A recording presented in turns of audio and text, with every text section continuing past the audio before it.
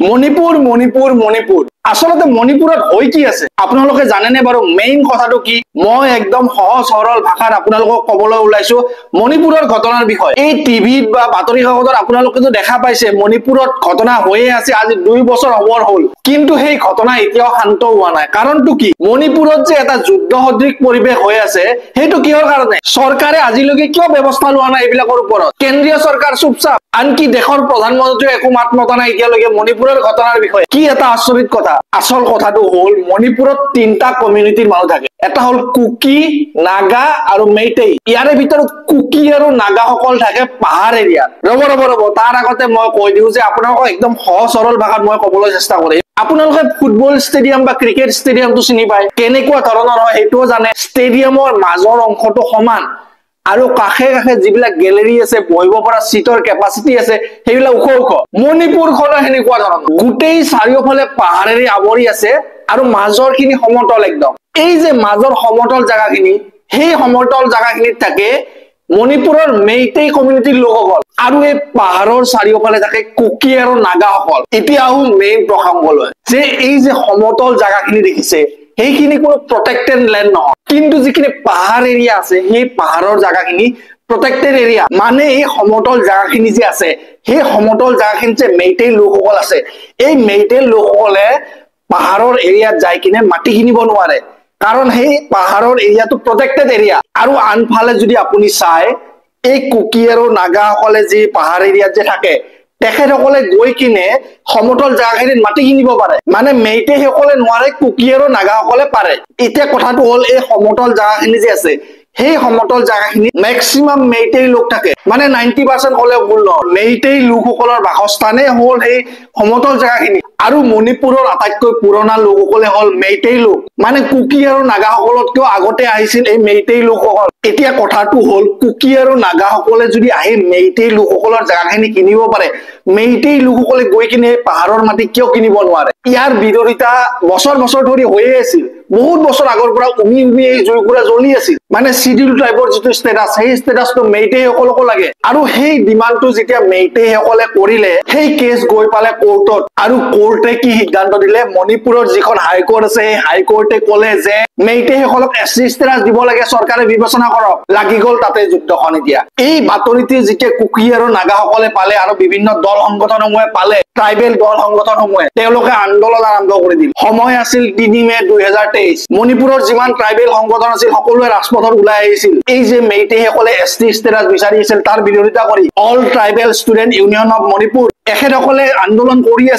আছে সেই দিনটো মে 3 2023 আৰু হঠাৎ এই লোকসকলে কি কৰিলে আক্ৰমণ কৰা আৰম্ভ কৰি দিলে এই মেইটেই লোকসকলৰ ওপৰত এই সমতল জায়গাখিনি চুৰাচানপুৰ বিষ্ণুপুৰ আৰু ইম্ফল এই তিনিটা জায়গাত এই কুকিসকলৰ মাজত আৰু মেইটেই সকলৰ মাজত এনেকুৱা ভয়ংকৰ ক্লেশ হ'ল যে বহুতো লোকৰ প্ৰাণ গ'ল সেইদিনাখন মে 3 2023 সেই দিনটোৰ পৰা যি যুদ্ধখন লাগিল আজি দিনটোলৈকে সেই যুদ্ধ হৈয়ে আছে মণিপুৰত 19 জুলাই 2023 দেশৰ ইতিহাসৰ আটাইতকৈ ভয়ানক ঘটনাটো হ'বলৈ গৈ আছিল সেই ভিডিঅটো হয়তো আপোনালোকে পাইছে যে এগৰাকী মহিলাক কিটো অৱস্থাত আক্ৰমণ কৰা হৈছিল মণিপুৰত সেই ঘটনাটোৰ পিছত আমাৰ দেশত কি গোটেই ইন্টাৰনেশ্যনেলি সেই নিউজটো বিয়পি পৰিছিল কিন্তু আটাইতকৈ দুৰ্ভাগ্যজনক কথা যে আজিলৈকে সেই মণিপুৰৰ যি সাম্প্ৰদায়িক হিংসা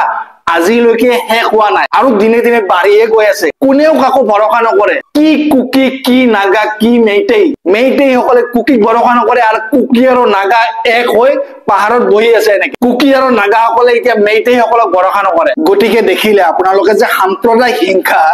কিমান ভয়ানক হ'ব পাৰে এই যে সাম্প্ৰদায়িক হিংসা মণিপুৰত হৈ আছে কিমান শ লোকৰ প্ৰাণ গ'ল আৰু লগতে কিমান এতিয়া ৰিফিউজি হৈ থাকিব লগা হৈছে নিজৰ ৰাজ্যতে কোনোবাই যদি স্কুলত আছে কোনোবাই জংগলত আছে এটা ভয়ংকৰ পৰিস্থিতি অৰাজকতা চৰকাৰ বোলা বস্তু নাই এতিয়া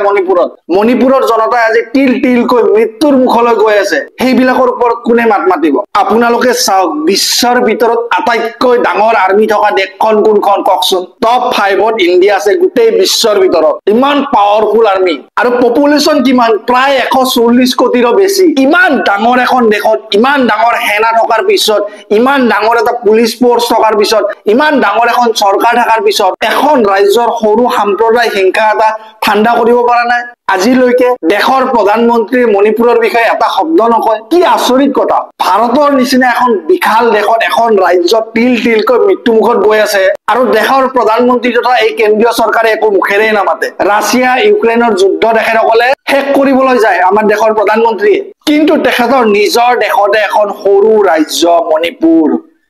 সেই মণিপুৰখনৰ এটা সাম্প্ৰদায়িক হিংসা সেইটো ৰখাব পৰা নাই ইমান ডাঙৰ দেশৰ প্ৰধানমন্ত্ৰী তথা ইমান ডাঙৰ চৰকাৰ ইমান ডাঙৰ সেনা থকাৰ পিছতো কি এটা দুৰ্ভাগ্যজনক আৰু মই এটা কথা বুজি নাপাওঁ যে আমাৰ দেশৰ সংবাদ মাধ্যমসমূহৰ কি হৈছে আমাৰ দেশৰ সংবাদ মাধ্যমসমূহে কি কৰে ইজৰাইল যাব গাজা যাব তাত যুদ্ধৰ মাজত দেখাব এনেকে যে সিৰিয়াত যাব যে টেংক ফুটিছে বম ফুটিছে এইবিলাক দেখাই থাকিব কিন্তু তেখেতসকলৰ দেশৰ ভিতৰতে এখন মণিপুৰত আহিবলৈ সময় নাই এই সংবাদ মাধ্যমসমূহৰ আজি মণিপুৰত যে সৰু সৰু ল'ৰা ছোৱালীৰ পৰা আদি কৰি মহিলাকে ধৰি পুৰুষকে ধৰি সকলোকে যে গুলিয়াই মাৰি থকা হৈছে এই হিউমেন ৰাইটছ বোলা ডিপাৰ্টমেণ্টটো কি হ'ল হিউমেন ৰাইটছ বোলা ডিপাৰ্টমেণ্ট এটা আছে নহয় সেইটো কি হ'ল মানে নাই নেকি শুই আছে নেকি ইহঁতে হিউমেন ৰাইটছ ডিপাৰ্টমেণ্টটো এইকাৰণে খোলা হৈছে যে পৃথিৱীৰ যিকোনো জেগাতে হওক তাত যদি হিউমেন ৰাইটছৰ ভায়োলেশ্যন হৈছে তাৰ ওপৰত এই হিউমেন ৰাইটছ ডিপাৰ্টমেণ্টটোৱে মাত মাতিব বা কিবা এটা একশন লব নেশনেলি নহলে আপোনালোকে ইন্টাৰনেশনেলি মাত মাতক সেইটোও নাই গতিকে প্ৰশ্ন এটাই যে আমি গণতান্ত্ৰিক দেশত জীয়াই আছো নে ডিক্টেটৰশ্বিপৰ আন্ডাৰত জীয়াই আছো নে